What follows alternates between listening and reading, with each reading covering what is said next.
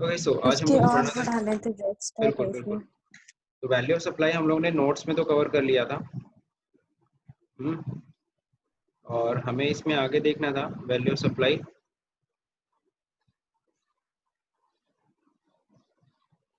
तो value of supply में हमने क्या देखा था, हम लोगों ने ये पढ़ा था कि what is value of supply, value of supply होती क्या है। तो नॉर्मली हम लोगों ने पढ़ा कि ट्रांजैक्शन वैल्यू को ही वैल्यू ऑफ सप्लाई कहते हैं, बशर्ते ये 2 पॉइंट क्लियर होने चाहिए कि नॉट रिलेटेड। ट्रांजैक्शन वैल्यू को ही वैल्यू ऑफ सप्लाई मानी जाएगी, लेकिन बस ध्यान रखना कि रेसिपिएंट और सप्लायर रिलेटेड नहीं होने चाहिए। और price is not on the sole consideration. Price sole consideration पहला चीज, रेसिपिएंट और बायर रिलेटेड नहीं होनी चाहिए। दूसरा नंबर, प्राइस सोल कंसिडरेशन पे होना चाहिए, यानी आप खुद उस प्राइस को डिसाइड कर रहे हो, तब जाके ट्रांजैक्शन वैल्यू पे को ही वैल्यू ऑफ सप्लाई माने जाएगा। अब सॉल्व फिर हम लोगों ने पढ़ा था कि वैल्यू ऑफ सप्लाई में क्या चीज़ इंक्लूड करेंगे, क्या चीज़ नहीं इंक्लूड करेंगे। तो अगर आप सामान बेच रहे हो, यानी अगर आप सपोज करो डीलर हो, अगर आप सप्लाई कर रहे हो, तो ध्यान रखना जीएसटी छोड़ के जितने भी टैक्सेस है वो अगर आपने दे रखे हैं या दिए हैं, तो वो सारे टैक्सेस फीस आप क्या कर सकते हो, वैल्यू सप्लाई में शामिल कर सकते हो। अगर आपने रेसिपिएंट की कोई लायबिलिटी का पेमेंट किया है आपने, यानी सप्लायर ने, देन उसको भी वैल्यू सप्लाई में ऐड कर सकता है। Incidental expenses just like packing expenses, commission, ये भी हम लोग वैल्यू सप्लाई में ऐड कर सकते हैं।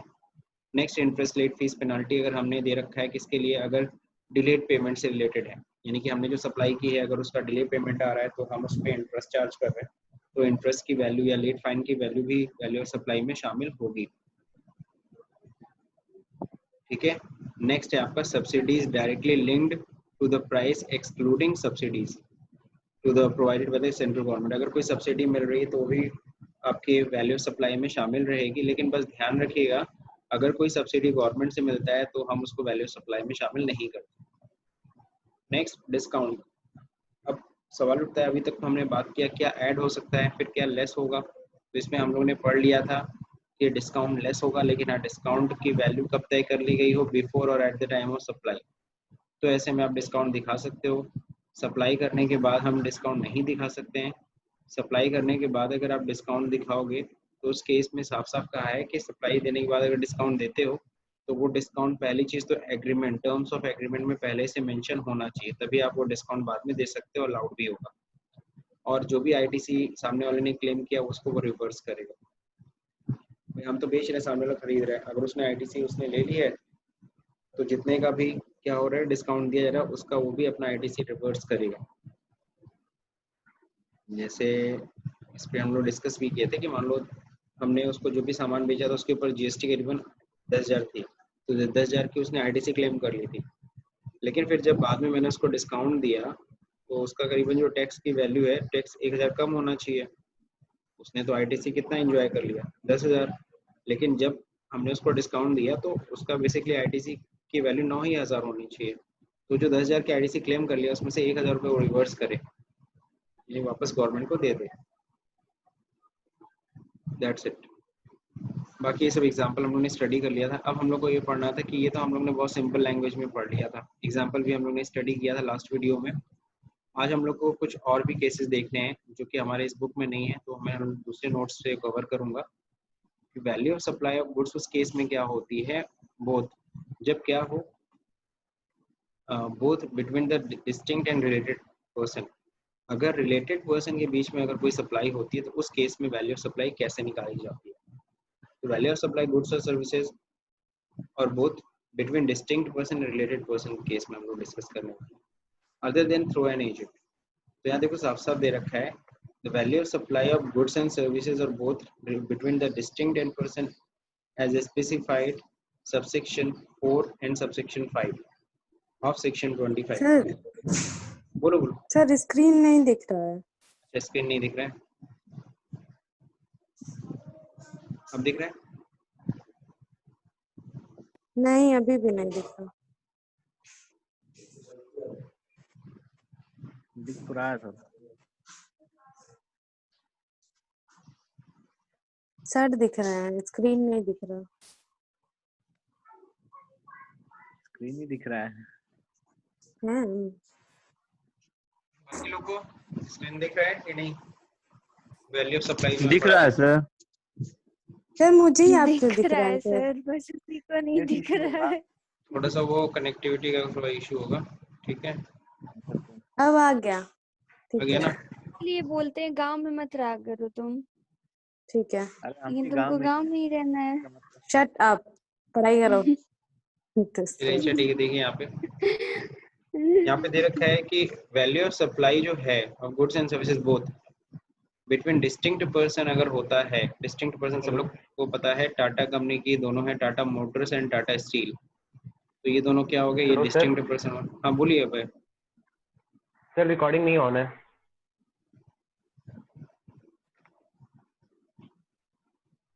चलो ठीक है, रिकॉर्डिंग ऑन कर। रिकॉर्डिंग तो चल रही है भाई, रिकॉर्डिंग ऑन है सर भाई। स्क्रीन पे शो नहीं कर, स्क्रीन पे अभी तक शो नहीं कर रहा था सर। अभी शो कर रहा है? यस सर अब शो कर रहा है। ठीक, तो ध्यान रखिएगा, the value of supply of goods and services both between distinct person as specified in subsection 4 and subsection 5 of section 25। तो section 25 के अंदर subsection 4 और subsection 5 में डिफाइन किया गया है कि डिस्टिंक्ट पर्सन के बीच में जो भी ट्रांजेक्शन होगी उसमें वैल्यू ऑफ सप्लाई कैसे डिटरमाइन किया जाएगा। Where the supplier and the recipients are related, जब सप्लायर और रेसिपिएंट क्या होंगे, रिलेटेड होंगे। Other than where the supply is made through an agent. ठीक, तो यहाँ पे दे रखा है क्या, चाहे वो रिलेटेड पर्सन हो चाहे डिस्टिंक्ट पर्सन हो, उनके बीच में अगर कोई ट्रांजैक्शन होता है तो वैल्यू सप्लाई कैसे निकाली जाएगी, चलिए इसको समझते हैं। सीधे सीधे पहले दे रखा है B the open market value of such supply. मान लीजिए दो रिलेटेड पर्सन है, टाटा स्टील और टाटा मोटर्स। तो इसको ऐसे समझ लेते हैं, अगर हम लोग बात करें टाटा स्टील है, ठीक है, और ये टाटा मोटर है। सर ये एग्जाम्पल डिस्टिंक्ट पर्सन के लिए दिए थे ना? हाँ डिस्टिंक्ट है, ये डिस्टिंक्ट वाला मैं दे रहा हूँ। पहले डिस्टिंक्ट समझ, वही रिलेटेड का भी सेम होगा। अब देखो टाटा स्टील अगर सपोज करो किसी और को बेचता है, टाटा स्टील अगर XYZ को भी स्टील बेच रहा है, ठीक है, XYZ कंपनी इसको भी स्टील बेच रहा है, या चलो मारुति लिख देते हैं, सपोज मारुति मोटर्स है ना, तो इनको भी बेच रहा है, इनको भी बेच रहा है। अब टाटा स्टील जब मारुति को स्टील बेचता है तो सपोज करो 10,000 रेट लगाता है, ठीक है, लेकिन जब क्या करता है टाटा स्टील टाटा मोटर्स को बेचता है तो वो कितने का रेट लगाता है, वो 7,500 रेट लगाता है। बात समझ रहे हो? तो उस केस में सवाल उठता है कि जब टाटा स्टील मारुति मोटर्स को बेच रहा है आज के दिन तो 10,000 का बिल बना रहा है, लेकिन हाँ जब टाटा मोटर्स को बेच रहा है तो 7,500 का बिल बना रहा है। तो सवाल उठता है सप्लाई कितनी मानी जाएगी। जब देखो यहाँ पर जब अब स्टील के ऊपर सपोज रेट कितना है 18% है, तो इसमें मल्टीप्लाई बाई कितना हो गया 18%, सॉरी इसको पहले ये सही किया जाए, ये हटा देता हूँ मैं, 1,800 रुपीज GST बना, ठीक है। अब इसके ऊपर अगर करते हैं सप्लाई 18%, इस पे कितना रहा 1,350। तो देखो गवर्नमेंट को कितना मिल रहा है, गवर्नमेंट को वही टाटा स्टील जब सप्लाई कर रही है किसको, मारुति को 10,000, तो वहाँ तो 1,800 कलेक्ट हो रहा है। वही टाटा स्टील जब टाटा मोटर्स को बेची है तो 7,500 भाई रिलेटेड है तो भाई कुछ तो कम देगा ना, और वहाँ पे 1,350 गवर्नमेंट को मिल रहा है। तो गवर्नमेंट कहेगी भाई देखो तुम कितने में आपस में एक दूसरे को बेच रहे हो, मुझसे कोई लेना देना, ओपन मार्केट वैल्यू 10,000 है, बाकी सबको तो आप 10,000 में बेचते हो ना, तो ये भी हम 10,000 की वैल्यू मानेंगे, हमें तो GST पूरा 1,800 रुपये चाहिए। आप चाहे जितने में भी बेचो, 7,000 में बेच दो, 6,000 में बेच दो, 5,000 में बेच दो, 1 रुपया ना लो, बट गवर्नमेंट को पूरा वो 10,000 रुपये मान के लेगी, उसको क्या चाहिए, यानी वो सप्लाई गवर्नमेंट कितना मानेगी 10,000, और उस पर GST आपको कितना देना होगा, 1,350 नहीं देना है, बल्कि कितना देना है, पूरा 18% यानी 1,800 रुपये देना है। आप चाहे बिल में चाहे कितनी भी वैल्यू दिखाओ, बट गवर्नमेंट को कितना चाहिए, गवर्नमेंट को 1,800 रुपीज़ डेप्रिसिएट मतलब GST का पैसा चाहिए। ये पॉइंट सबको समझ में आया? सर तो गवर्नमेंट को कैसे पता चलेगा कि इसका कौन सा रिलेटेड है और कौन नहीं है? अच्छा, अब टाटा स्टील टाटा मोटर क्या पता नहीं चल रहा है रिलेटेड है कि नहीं है? भाई देखो, टाटा ऐसे तो स्टील मान जब लीजिए परचेजिंग करेगा, परचेजिंग के सभी, जाहिर सी बात है ये आईटीसी क्लेम करता है। टाटा मोटर्स क्या करता है भाई? और दूसरा नंबर क्या है, टाटा स्टील क्या करेगा? ये जो बेचेगा ये तो लायबिलिटी देगा।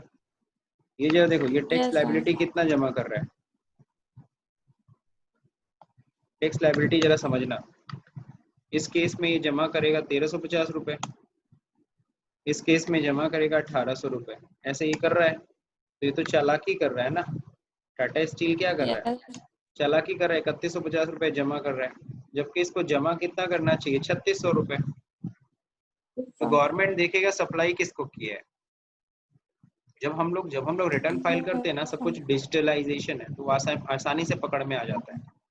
ये आपने यस सर सेम डे में कस्टमर बेचा है, 1800 जीएसटी कलेक्ट हुआ है, सेम डे में सेम क्वांटिटी का सामान या जो भी बेचे हो, तो वहाँ 1350 कैसे कलेक्ट कर रहे हो? तब भाई जैसे जहाँ भी टैक्स का कलेक्शन कम होगा, तुम एज ए टैक्स ऑफिसर सोचो, जब टैक्स ज्यादा मिलता है तब तुम परेशान नहीं होते हो, लेकिन जैसे ही टैक्स तुम्हारा कम होता है, या टैक्स का पैसा कम क्यों आया, कम क्यों आया, कम क्यों आया, तब तुम्हारा माथा ठनकता है।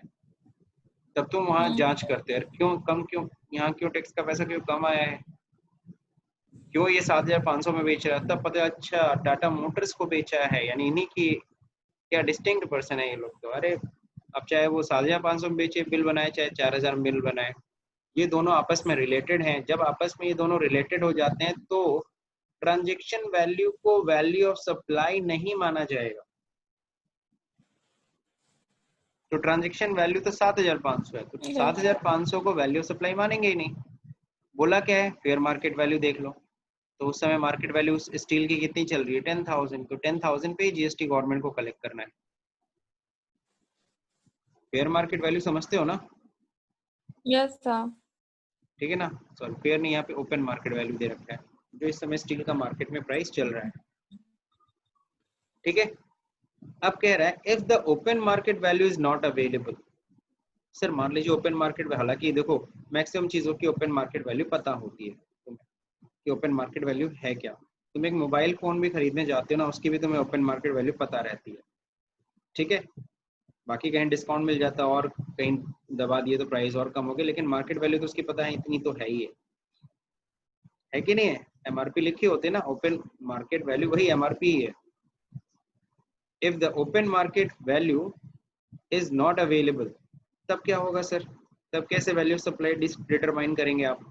B the value of supply of goods and services of like kind and quality. इसका मतलब है कि फिर हम देखेंगे कि सप्लाई उस जैसी क्वालिटी का सामान या उस जैसी क्वालिटी का गुड्स या सर्विसेज कोई दूसरा कितने में सप्लाई कर रहा है, वही प्राइस आपके भी प्रोडक्ट की मान ली जाएगी। कुछ समझ में आया कि नहीं आया? अगर ओपन मार्केट वैल्यू नहीं क्लियर होगी तब फिर कैसे डिटरमाइन करेगा ऑडिटर? तब बहुत सिंपल तरीका है, तब हमें देखेंगे कि वैसी ही क्वालिटी का सामान कोई कितने में बेच रहा है ना, और वही प्राइस आपके प्रोडक्ट की भी प्राइस मान ली जाएगी। जैसे मान लीजिए आप सर्विस दे रहे हो, मान लीजिए आप सर्विस दे रहे हो, जैसे चलो हम ट्रेनिंग की ही बात कर लेते हैं। तो सेम ट्रेनिंग, मान लो जैसे एक टैली के सॉफ्टवेयर की बात कर रहा हूँ, टैली की ट्रेनिंग आप कितने में देते हो और आप कितने में देते हो? आपने अपने रिलेटेड को ट्रेनिंग दिया तो उससे आपने 500 रुपये वसूला, जबकि नॉर्मली टैली की फीस मार्केट में कितनी चलती है? सपोज करो 3000 रुपीज। तो 3000 इज द, आपकी भी सर्विस की वैल्यू 3000 मान ली जाएगी। समझ में आया? यस सर अब कह रहा है सर, अब एक चीज बताइए, अगर मान लीजिए दोनों फेल हो गए, if the value is not determined under clause A clause B. Sir ना तो क्लॉज ए फॉलो कर पा रहे हैं, हम ओपन मार्केट वैल्यू नहीं अवेलेबल है सर, ना तो हम लोग दूसरे की प्राइस, क्योंकि दूसरा कोई इस तरह की सर्विसेज देता ही नहीं है। तो लाइक काइंड एंड क्वालिटी, ये वर्ड बड़ा ही फेमस है। लाइक काइंड एंड क्वालिटी का सामान या सर्विस कोई और दे ही नहीं रहा, यही सिर्फ एक दे ही रहे हैं। तो सर बताइए सर कैसे निकालेंगे? तो अगर हमारा ए और बी ये दोनों ही फॉर्मूला फेल हो जाता है, तो ऐसे में कह रहा है B the value as determined by the application of rule 30 and 31। अरे सर अब बताइए सर, ये रूल 30 एंड 31 पे हमें जाना पड़ेगा। जी हाँ, रूल 30 एंड 31 में हमें जाना पड़ेगा। इन दैट ऑर्डर, अब उस ऑर्डर में है क्या? Provided that where goods are intended और further supply as such by the recipient, the value shall at the option of the supplier be an amount equivalent to 90% of the price charged for the supply of goods। नहीं समझे? इसका मतलब है कि जो सामने वाला रिलेटेड पर्सन जो हमसे खरीद रहा है वो कितने में बेच रहा है। मेरे से उसने खरीदा, रिलेटेड पर्सन ने 100 रुपए में, उसको उसने बेचा, हम लोग प्राइस दिखा रहे 100 रुपए, और उसने उसको बेचा कितने में? 200 रुपए में। कितने में बेचा? 200 में। नहीं समझ में आ रहा, मैं यहाँ पे एक्सेल पे तुमको समझाता हूँ। ये वाला फिलहाल मामला हटा देते हैं, क्योंकि मान लीजिए प्राइस नहीं पता चल रही है। तो 10,000 में हमने टाटा मोटर्स को बेचा, ठीक है, यानी टाटा, सॉरी 10,000 क्या, 7,500 था ना।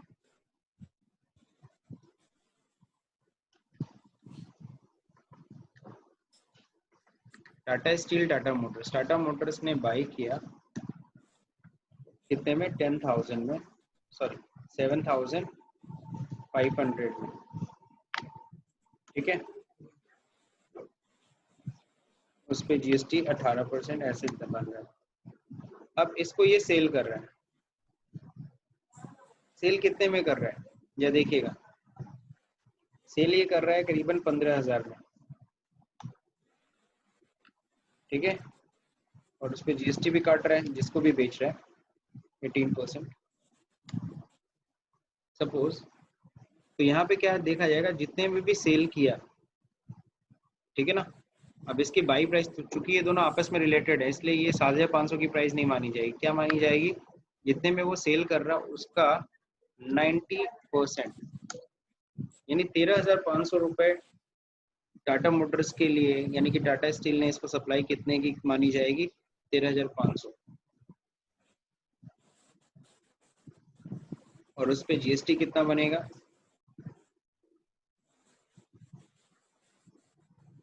कुछ समझ में आ रहा है? 2,430 रुपए। Yes sir. समझ में आ गया तो बहुत अच्छी बात है। सर तो इस केस में जीएसटी मतलब कि अगर कम में 7500 में, तो उस हिसाब से जीएसटी ज्यादा देगा, मतलब इनपुट माइनस आउटपुट करेगा, तो आउटपुट माइनस इनपुट। आपको टैक्स आपको उतना और देना, अगर गवर्नमेंट ज्यादा में को। खरीदेगा तो फिर हाँ, गवर्नमेंट को तो भैया अपना पूरा टैक्स चाहिए। गवर्नमेंट ने इसीलिए रूल्स एंड रेगुलेशन सारे बना रखे हैं, ठीक है। तो व्हाट दैट, और सर मैं खरीद रहा हूँ, कम ही बेचेगा तो फिर क्या होगा? क्या हुआ? परचेज भी कम में कर रहा है और सेल भी कम में कर रहा है, तो फिर सेल भी कम। देखो सिंपल सी चीज है। अब यहाँ पे क्या है, चलो इसी में दिखा देता हूँ। अगर सपोज करो यही है 7,500 में खरीद रहा है, फिर इसको कितने में बेच दे रहा है? 10,000 में बेच रहा है सपोज, तो क्या होगा? तो 9,000 प्राइस बचा, यानी कि जब 7,500 नहीं 9,000 इसके लिए प्राइस मानी, इस पे 1620। तुम बता दो कितने में सेल करे, बताओ। सर कितने में सेल के उसका 90% देखेंगे मतलब? हाँ, उसका 90% परचेज कॉस्ट माना जाएगा, जी सर, ठीक है। यानी 10% का मार्जिन छोड़ा जाएगा, बस गवर्नमेंट ने बोला 10% बस मार्जिन वो मान के चलेगी। अगर, लेकिन वो किस केस में, जब इतनी सारी चीजें नहीं एप्लीकेबल हो। लेकिन आपको पता है ओपन मार्केट वैल्यू मिल ही जाएगा। ओपन मार्केट वैल्यू नहीं मिला तो लाइक काइंड एंड क्वालिटी मिल ही जाएगा। और ये दोनों ही केसेस नहीं होने के बहुत कम चांसेस है, बहुत रेयर केसेस हैं। तब वहां पे तुम रूल 30 एंड 31 लगाने वाले हो, ठीक है। तब ये 90% करने वाले हो। तो गवर्नमेंट ने तुमको फंसा ही दिया है। हाँ बोलो। ये रूल 30 और 31 है क्या? यही तो हम लोग पढ़ रहे हैं। प्रोवाइडेड दैट लिख तो दिया है, इन दैट ऑर्डर, यानी ये दोनों ऑर्डर में कहा क्या गया, उन दोनों ऑर्डर में यही कहा गया। रूल 30 में क्या क्या? Provide that goods are and intended to further supply, अगर उसको तुम फर्दर सप्लाई कर रहे हो as such by a recipient, तो क्या होगा, the value sale at the option of the supplier. तो किसके ऊपर होगा, सप्लायर के पास ऑप्शन है। Be an amount of equivalent, पहला एक देखो 30 में क्या कह रहा है, 30 में कह रहा है सीधे सीधे क्या करो, जितने में भी सामने वाला सप्लाई कर रहा है उसका 90% ट्रीट करो of price charge for the supply of goods of the like kind and quality by the recipient to his customer not being a related person। ठीक। दूसरा number, provided further that where the recipient is eligible for full input tax credit, यानी कि 31 में क्या कह रहा है, अब इसी में देखो क्या है, provide that further that where the recipient is eligible to full ITC, यानी कि अगर रेसिपिएंट क्या है, रेसिपिएंट को फुल ITC मिल रही है कि नहीं मिल रही है, further the value declared in the invoice shall be deemed to be the open market value of the goods and services। तो उसी को क्या मान लिया जाएगा, इनवॉइस की वैल्यू को ही क्या मान लिया जाएगा, ओपन मार्केट वैल्यू माना जाएगा। अगर उसकी फुल ITC अगर क्या कर रहा है, फुल ITC क्लेम कर रहा है, तो क्या एलिजिबल है रेसिपिएंट मतलब खरीदार, क्या उसकी पूरे ITC क्लेम करने के लिए एलिजिबल है कि नहीं है, ये देखना पड़ेगा। सर इस पे क्या कोई केस स्टडी है क्या, मतलब केस स्टडी अभी तो नहीं है, मिल जाएगी, लेकिन चलो ठीक है, इस पे मैं रिलेटेड पर्सन का ढूंढता हूँ, उसके एग्जांपल्स के थ्रू समझाता हूँ। और फिलहाल ये 2 पॉइंट तो आप लोगों को क्लियर हो ही गया होगा कि ओपन मार्केट वैल्यू देख लेते हैं और क्या कर लेते हैं, अगर लाइक काइंड क्वालिटी सी वाला केस, चलो अच्छा ठीक से, और मैं 1-2 एग्जांपल में देख के इसको समझाने की कोशिश करूंगा आपको, ठीक है। अब value supply through an agent, ये आप लोग खुद पढ़ लीजिएगा, ठीक है ना, आप लोग स्क्रीनशॉट ले लो ताकि आप लोग खुद स्टडी कर लेना, कोई दिक्कत होगी तो मेरे से पूछ लेना, क्योंकि ये सब अपने सिलेबस में है नहीं, बस एक्स्ट्रा में पढ़ा रहा हूँ। ले लिया सर थोड़ा सा स्क्रीनशॉट, स्क्रीन नीचे कीजिए, सर थोड़ा सा स्क्रीन नीचे कीजिए। अब सही है,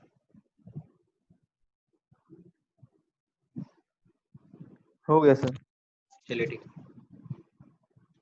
तो ये एजेंट वाला देख लीजिएगा, जब प्रिंसिपल एजेंट को बेचता है तो वहाँ पे भी देखो, जब प्रिंसिपल एजेंट को बेचता है ना सामान, तो वहाँ प्राइस तो चार्ज करता नहीं है, तो आखिर में वहाँ वैल्यू ऑफ सप्लाई क्या माना जाएगा, या कभी कोई एजेंट अगर सप्लाई कर देता है, यहाँ पे भी देखो रूल 30-31 बोला है रेफर करने के लिए, जब कुछ नहीं काम आएगा तो।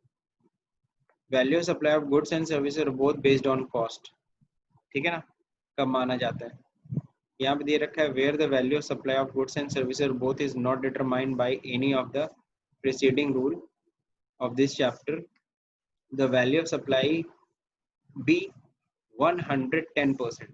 इसका मतलब समझ रहे हो, 110% ऑफ कॉस्ट ऑफ प्रोडक्शन। मान लो मैं मैन्युफैक्चरर हूँ, मैं किसी को सप्लाई कर रहा हूँ और वो सप्लाई की वैल्यू क्लियर नहीं है, या रिलेटेड है, या डिस्टिंक्ट पर्सन है, नहीं कुछ क्लियर हो पा रहा है, तो क्या करो 110% कर लो। तुम्हारी कॉस्ट कितने की पड़ी है, मान लो मैं कोई प्रोडक्ट बना के बेच रहा हूँ, उसका कॉस्ट पड़ रहा है, मैन्युफैक्चरिंग कॉस्ट है 100 रुपीज़, तो ये मान के चला जाएगा कि आपने उसको कितने में सप्लाई कर दिया, 110%, यानी 110 रुपये सप्लाई की वैल्यू मानी जाएगी। ये तब माना जाता है, ये value not determined by any of the preceding rules. अगर ऊपर के किसी भी रूल से अगर आप सप्लाई की वैल्यू नहीं निकाल पा रहे हो तो 110%। ये तो खैर पढ़ लेना, आप लोग पढ़ लोगे आराम से, समझ में आ जाएगा।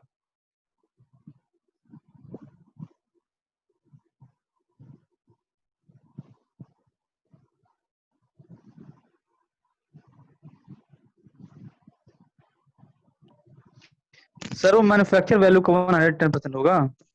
हाँ, मैन्युफैक्चरिंग वैल्यू का 110% सप्लाई की वैल्यू मान ली जाएगी। जी सर। कोई चीज़ तुम 10,000 में बना रहे हो, 10,000 का मैन्युफैक्चरिंग कॉस्ट है, तो उसकी सप्लाई की वैल्यू कितनी मान ली जाएगी, 11,000 रुपये। 11,000 रुपये। अगर सप्लाई की वैल्यू नहीं क्लियर हो पा रही है तो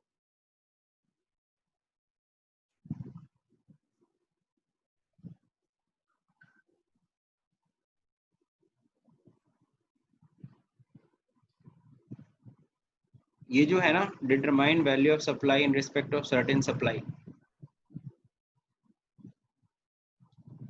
कुछ स्पेशल सप्लाई में वैल्यू ऑफ सप्लाई कैसे निकाली जाएगी वो यहाँ पे समझाया गया है, तो इसको थोड़ा सा कवर कर लेता हूँ मैं। Notwithstanding contained in the previous of this chapter, the value in respect of supply specified below shall at the option of supplier be determined in the manner of provided hereinafter।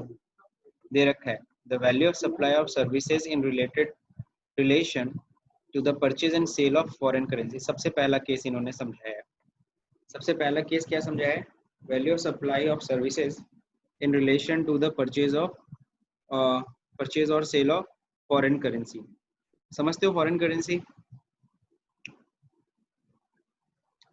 तो foreign currency exchange में उस case में value of supply क्या मानी जाएगी?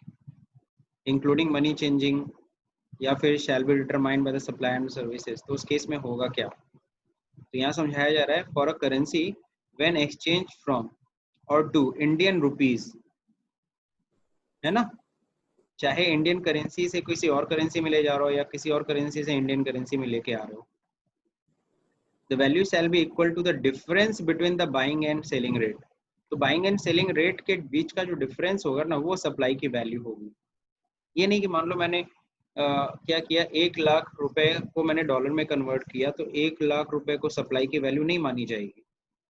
अगर 1 लाख रुपए को मैंने अगर क्या किया, डॉलर में कन्वर्ट किया गया है, तो ये देखा जाएगा कि बाइंग और सेलिंग रेट में फर्क क्या है। और आप सभी को पता है ये करता कौन है? जो एक्सचेंज वाले होते हैं। बहुत सारे एक्सचेंज वाले इस समय यूएई एक्सचेंज करके नाम सुना होगा, एसआर प्लस नाम सुना है, बहुत सारे इस तरह के हैं जो मनी एक्सचेंज का काम करते हैं। मान लीजिए मैं ही करता हूँ, तो मान लीजिए आप मेरे पास आए, आपने कहा सर मेरे को $100 चाहिए। मैंने कहा ठीक है सर, $100 दे दूंगा। मैंने कहा $1 का 80 रुपये पड़ेगा। अब मैं वो डॉलर खरीदता कितने में? 79 रुपीज में। मैं तुम्हें बेच रहा हूँ कितने में? 80 रुपीज में, है ना। तो या फिर सपोज थोड़ा सा बढ़ा देता हूँ, 78 में खरीद के मैं तुम्हें 80 रुपये में दे रहा हूँ, तो मैं 2 रुपये का नफा कमा रहा हूँ। तो अगर $100 है तो यानी मैंने 200 रुपये का नफा कमाया। ठीक है, नहीं समझ में आ रहा है तो इस पे देख लो। देखो यहाँ पे सिंपल सा, ये बाइंग रेट है और ये सेलिंग रेट है। तो मैं करीबन कितने में? मैं 78 रुपीज में मैं डॉलर खरीद रहा हूँ और उसको बेच रहा हूँ कितने में? मैं 80 रुपीज में बेच रहा हूँ। और तुमको कितने में चाहिए? तुम्हें $100 चाहिए था। तो अगर $100 के हिसाब से अगर हम कैलकुलेट करें, $100 का मैं तुमसे चार्ज करूंगा कितना? 8,000 रुपये। तो मेरी वैल्यू ऑफ सप्लाई 8,000 रुपये नहीं होगी, बैठ के 8,000 रुपये जीएसटी काट दोगे। अरे दादा बहुत ज़्यादा हो जाएगा। यहाँ सप्लाई की वैल्यू ऑफ सप्लाई ये नहीं है। वैल्यू ऑफ सप्लाई देखो कैसे निकलेगी। वैल्यू ऑफ सप्लाई आपकी आएगी 80 माइनस 78, 2 रुपया हुआ, ठीक है, और मल्टीप्लाई कर लीजिए कितने से? अब ये हो जाएगा 100 से, क्योंकि $100 कन्वर्ट हो रहे हैं ना, तो 200 रुपये वैल्यू ऑफ सप्लाई है। इस पे जीएसटी काटिए। इस पे कितना परसेंट जीएसटी होता है ना? क्या चीज? 200 रुपये तो प्रॉफिट है ना? हाँ, तो वही तो वैल्यू ऑफ सप्लाई है। मैं 78 का खरीद के तो 78 में तुम्हें दे ही दिया, मैंने फायदा कितना लिया? 20 रुपये। हाँ, 20 रुपये का वैल्यू कितना ऐड किया? 2 रुपये। सही तो है, वैल्यू एडेड सप्लाई तो है, वैल्यू एडेड टैक्स तो ही हम लोग देते हैं ना, वैट का ही कंसेप्ट ना लगा हुआ है जीएसटी में भी। बात समझे? तो ये जो फॉरेन एक्सचेंज वाला है पॉइंट, इस पे ध्यान देना। फॉरेन एक्सचेंज में जो बाइंग एंड सेलिंग रेट के बीच का डिफरेंस होता है, वो difference he value of supply है। अगर यहीं पे मैंने अगर कितने डॉलर कन्वर्ट किए होते हैं, मान लो मैं $1 लाख कन्वर्ट किया होता, बात जरा समझना, $1 लाख अगर कन्वर्ट किया होता है तो बताओ कितना हुआ? तो वैल्यू ऑफ सप्लाई कितनी हुई? 2 lakh rupees value of supply हो गई। समझ रहे हो? और 2 लाख के ऊपर जीएसटी कितनी बन रही है? 36,000 रुपये। मैंने प्रॉफिट 2 लाख कमाया। कुछ समझ में आया कि नहीं आ रहा है? Yes sir. चलिए ठीक, नहीं समझ में आया। हाँ राहुल बोलो। सर वो समझ में नहीं आया, वो 36,000 रुपये कैसे आया, वो कैसे निकाले? 36,000 तो ये है ना, देखो फिर से देखो, एक बार ध्यान से समझो। हमने कितने में डॉलर खरीदा? मैं मान लो फॉरेन एक्सचेंज में करता हूँ, किसी ने मेरे से बोला कि सर मेरे को ना 1 लाख डॉलर चाहिए। मैंने कहा ठीक है, बिल्कुल अवेलेबल है आपके लिए।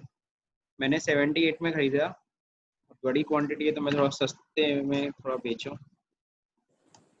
सपोज करो 79 में मैंने खरीदारी किया और कितने में बेच दिया? 80 रुपीज़। मैंने $1 पे कमाया। राहुल तुम्हें कोई प्रॉब्लम है? राहुल हाँ जी सर, सुन रहे। इतना पॉइंट समझ में आया ना? हाँ सर, आ गया। अब क्या है, 1 लाख अगर डॉलर मैं तुम्हें दूंगा, यानी कितने में दूंगा? 1 लाख डॉलर 80 रुपए के हिसाब से कितने का हुआ? 80 लाख रुपए। सही है सर जी सर। खरीदूंगा कितने में बताओ? 1 लाख डॉलर मैं खरीदा कितने में? 79 लाख। तो 79 लाख में खरीदा और 80 लाख में तुम्हें बेच दिया, तो मैंने प्रॉफिट कितना कमाया राहुल? यही है ना, 1 लाख का प्रॉफिट कमाया। यानी 1 लाख मैंने वैल्यू ऐड किया था ना, इसी पे जीएसटी देना है मेरे को। कितना? 18%। 18,000 रुपये मेरे को जीएसटी देनी पड़ेगी। समझ में आ गया? तो value of supply is what? The difference between buying and selling rate is the value of supply. ये नहीं कि 80 लाख में बेच रहा है, 80 लाख का डॉलर दे रहा है, तो 80 लाख को वैल्यू ऑफ सप्लाई। अरे दादा, तब तो उसका टैक्स कितना हो जाएगा सोचो भैया। वो दे पाएगा उतना? तो वो नफा नहीं कमा रहा है, कहाँ से वो जीएसटी देगा? 1,44,000 रुपये। तो ये पॉइंट बड़ा ज़रूरी है समझना। हालांकि अब पता नहीं हम इस तरह की जगह पे काम करेंगे तब तो हमें ये ध्यान देना पड़ेगा। अगर हम फॉरेन एक्सचेंज में कभी काम करेंगे देन वैल्यू ऑफ सप्लाई पे हमें यहाँ पे ध्यान देना होगा इस तरीके से। बाकी यहाँ पे और भी कई सारे पॉइंट दे रखा है, ठीक। For a currency when exchange from, ये तो हो गया। Provided that in case of RBI reference rate, इसके लिए हम लोग रेफरेंस रेट किसका देखेंगे? आरबीआई का। आरबीआई का रेफरेंस रेट पता है ना सबको? हर दिन करेंसी का एक्सचेंज रेट इशू होता है, ठीक है। आरबीआई के पोर्टल पे अगर तुम जाओगे ना तो हर दिन आरबीआई फॉरेन एक्सचेंज का रेट, डॉलर का, येन का, इन सब का निकालती रहती, पॉन्ड का। तो आपको आरबीआई का करेंसी का एक्सचेंज रेट देखना पड़ेगा, उसका रेफरेंस रेट के accordingly. For a currency is not available, suppose करो अगर किसी करेंसी के लिए वो आरबीआई का रेफरेंस रेट अवेलेबल नहीं है, तो उस केस में क्या होगा? द वैल्यू ऑफ 1%, तो क्या माना जाएगा? द वैल्यू शैल बी, तो उस केस में 1% मान लिया जाएगा of the gross amount of Indian currency provided received by the person changing the money. तो सिंपल सा, जितना भी हम चेंज कर रहे हैं उसमें 1% हम लोग की वैल्यू सप्लाई ट्रीट कर ली जाएगी, ठीक है। अब ये डिस्कनेक्ट हो रहा है, फिर से कनेक्ट करते हैं तो अच्छे से मैं आपको समझाता हूँ।